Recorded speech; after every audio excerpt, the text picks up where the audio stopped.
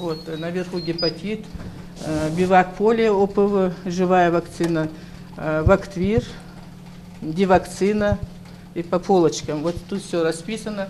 Все наверху, на листочке. 3 главных элемента системы холодовой цепи: оборудование для хранения и транспортировки вакцин, процедуры контроля за распределением и использованием препаратов, ну и, конечно, персонал. Эстет Гапархоева в мини-центре хранения вакцин Сунжинской ЦРБ работает с 1984 года. Почти 40 лет следит за хранением каждого препарата с особым трепетом. Ведь даже при наличии самого высококачественного и современного оборудования холодовая цепь окажется неэффективной, если работники будут неправильно обращаться с вакциной и холодильными камерами, а утраченная однажды активность препарата больше не возвращается. И сколько может вакцина находиться без света? Вакцина, если, например, если она выключится там 9 на 10 часов, специально есть, обкладываем эти холодильники холодовыми элементами, и они держатся там долго.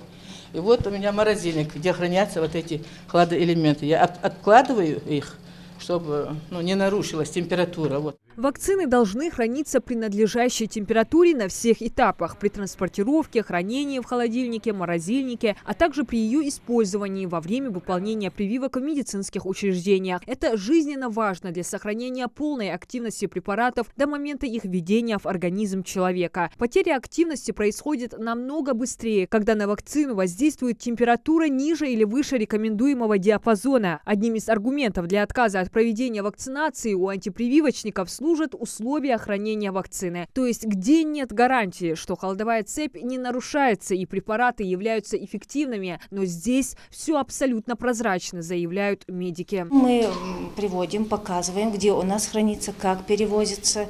Это все доступно для родителей тех детей, которые хотят увидеть хранение.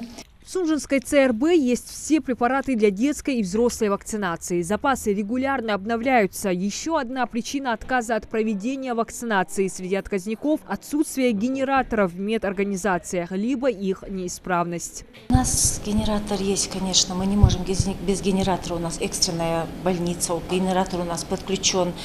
Помимо поликлиники, помимо генератора в поликлинике у нас есть еще в стационаре генератор. Нам просто без него нельзя, поскольку у нас идет, я же говорю, как я сказала, еще экстренная помощь. У нас аппараты ИВЛ зависят, конечно, от света. И он нам нужен, и он у нас на автомате. То есть как только выключается свет, автоматическое переключение генератора, это даже не минута, это, не знаю, сколько-то секунд, может 30 секунд, вот, не могу точно сказать, но переключается практически сразу. У каждого препарата своя температура хранения. Коревую, паротитную, полиомиелитную вакцины необходимо содержать при температуре от минус 15 до минус 25 градусов, а КДС, АДС, БЦЖ, гепатитную Б от 0 до 8 градусов по Цельсию. Кроме температуры, ряд препаратов чувствительны к свету, не должны подвергаться действию прямых солнечных лучей. Для транспортировки вакцины используют специальные термоконтейнеры, сумки, а поддерживают необходимую температуру замороженными холодильными элементами. Холодовые элементы, которые вы видели в морозильнике лежат, они необходимы как для перевозки вакцин с центрального склада сюда, так и если есть необходимость выезда. И все же сейчас ряды отказников начали редеть. В Сунжинском районе число прививающихся активно растет. Вот очередной маленький пациент в кабинете педиатра. Всего в Сунжинской поликлинике на учете состоят 23 612 детей. Из них 4250 подлежат иммунизации. Провакцинировано 1637 детей. При осмотре ребенка и по его календарному плану, то есть у каждого ребенка есть либо индивидуальный, либо план профпрививок.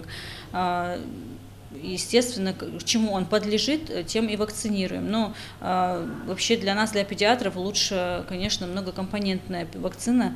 Мы ее поэтому предлагаем, и